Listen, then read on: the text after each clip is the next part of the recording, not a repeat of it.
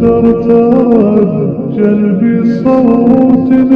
السلام علیکم ورحمۃ اللہ وبرکاتہ۔ امید ہے آپ سب خیر و عافیت کے ساتھ ہوں گے، ایمان کی حالتوں میں موجود ہوں گے۔ ماہ رجب المرجب کا جیسا کہ مہینہ ہمیں موجود ہے اور ان قریب یہ مہینہ جو ہے مکمل ہو جائے گا۔ اس مہینے کو ختم کرنے سے پہلے، یعنی کہ یہ مہینہ ختم ہو جائے اس سے پہلے، اس میں جتنی آپ نیکیاں کر سکتے ہیں، جتنے اعمال اچھے کر سکتے ہیں، جتنی آپ اس میں وظائف کر کے اللہ پاک سے دعائیں کرنا چاہتے ہیں، اپنی التجاؤں کو پیش کرنا چاہتے ہیں، کر لیجئے۔ یہ جو مہینہ ہے بار بار ہر انسان کو نصیب نہیں ہوتا۔ یہ وہ مہینہ ہے جس میں انسان پر اللہ پاک زیادہ خصوصی توجہ فرماتا ہے، اس کی دعاؤں کو رد نہیں فرماتا۔ اس لیے اس مہینے میں جمعہ المبارک کا جو دن آ رہا ہے، جو رات آ رہی ہے، یہ وہی دن، یہ وہی رات ہے جس میں اللہ پاک جو ہے دعاؤں کو رد نہیں فرماتا، آپ کی دعاؤں کو مقبولیت تک لے جاتا ہے۔ اس لیے اس دن میں، اس رات میں جتنی آپ عبادات کر سکیں، درود پاک پڑھ سکیں، اللہ پاک سے اپنی دعاؤں کو قبول کروا سکیں، تو بس اس میں لگ جائیں، اور بے شک اللہ پاک جو ہے وہ آپ کی مشکلوں کو آسان فرمائے گا، اور اسی بابرکت دن کے صدقے میں، رات کے صدقے میں اور مہینے کے صدقے میں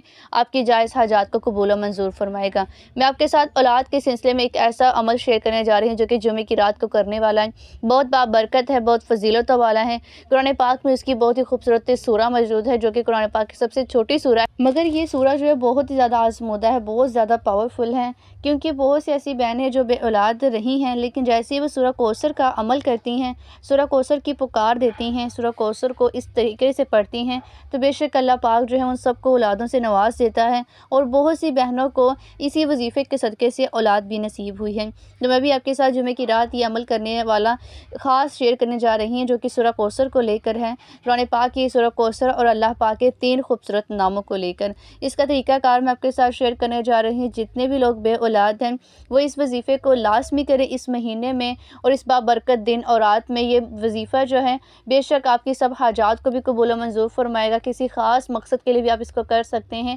تو آپ نے یہ عمل جو ہے اسکپ آؤٹ نہیں کرنا، آپ نے اسے غور و توجہ سے سن لینا ہے اور اسی طریقے کے مطابق کرنا ہے۔ اس عمل کا جو طریقہ کار شیئر کرنے جا رہی ہوں، لیکن اس سے پہلے کامنٹ میں آمین ضرور لکھیں۔ جتنے بھی بے اولاد حضرات ہیں، اللہ پاک ان سب کو اسی مہینے میں اولاد کی خوشخبری ضرور عطا فرمائے۔ عمل کا طریقہ کار سن لیجئے، کچھ اس طرح سے ہے کہ آپ نے جمعے کی رات کو نماز عشاء کے بعد اس عمل کو کرنا ہے۔ اگر کسی مجبوری کے تحت آپ نماز عشاء کی بات نہ کر سکیں تو آپ اس کو اگلے دن نماز فجر کے بعد، نماز عصر کے بعد بھی کر سکتے ہیں، اور آپ چاہیں تو نماز تہجد کے بعد بھی اس کو کر سکتے ہیں۔ یہ وہ اوقات ہیں، یہ وہ وقت ہیں جس میں تو قبولیت جو ہوتی ہے آپ کی دعا میں انتہا کی ہو جاتی ہے۔ اس لیے ان اوقات کو لازمی سوچ لیجئے کہ کن اوقات میں آپ زیادہ صحیح طریقے سے توجہ خلوص سے کر سکتے ہیں، اسی وقت میں اس کو لازمی شروع کیجیے۔ جیسے اگر آپ نے کسی نماز کا سوچ لیا ہے تو آپ نے اس نماز کے بعد نماز کو ادا کرتے ہی جانماز پر بیٹھ جانا ہے، اور اپنے مقصد کو، اپنی خواہش کو، اپنی حاجت کو اپنے ذہن میں رکھتے ہوئے مکمل خلوص سے عقیدے کے ساتھ اس کو شروع کرنا ہے۔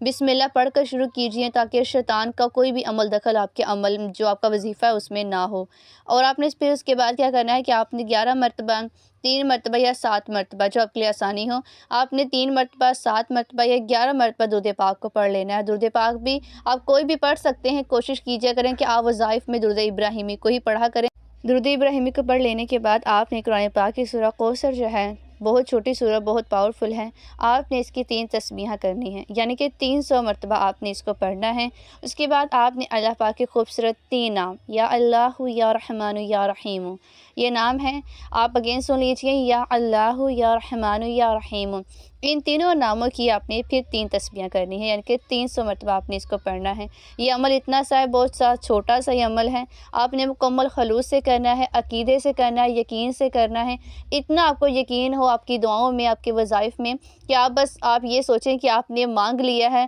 اور آپ کو مل ہی جائے گا۔ تو آپ نے بس اس کو عمل کرنے کے بعد پھر اپنے ہاتھوں کو بلند کر کے اللہ پاک سے جو بھی حاجات ہیں، خواہش ہیں آپ کی، اولاد کی سلسلے میں کوئی بیماری ہے، کوئی پریشانی ہے، جو بھی سلسلہ ہے، آپ ان سب دعاؤں کو اللہ کی بارگاہ میں پیش کر دیں۔ جتنے خلوص سے مانگتے جائیں گے اللہ پاک جو ہے آپ کو اگلے ہی دن اس کی خوشخبری ضرور عطا فرمائے گا، یا چند دنوں میں آپ کو اس کا معجزہ جو ہے آپ کی نظروں کے سامنے ضرور ہوگا۔ اس لیے بس یقین سے مانگیے، بے شک اللہ پاک آپ کی دعاؤں کو رد نہیں فرمائے گا اور سب کچھ عطا فرمائے گا جو آپ چاہتے ہیں۔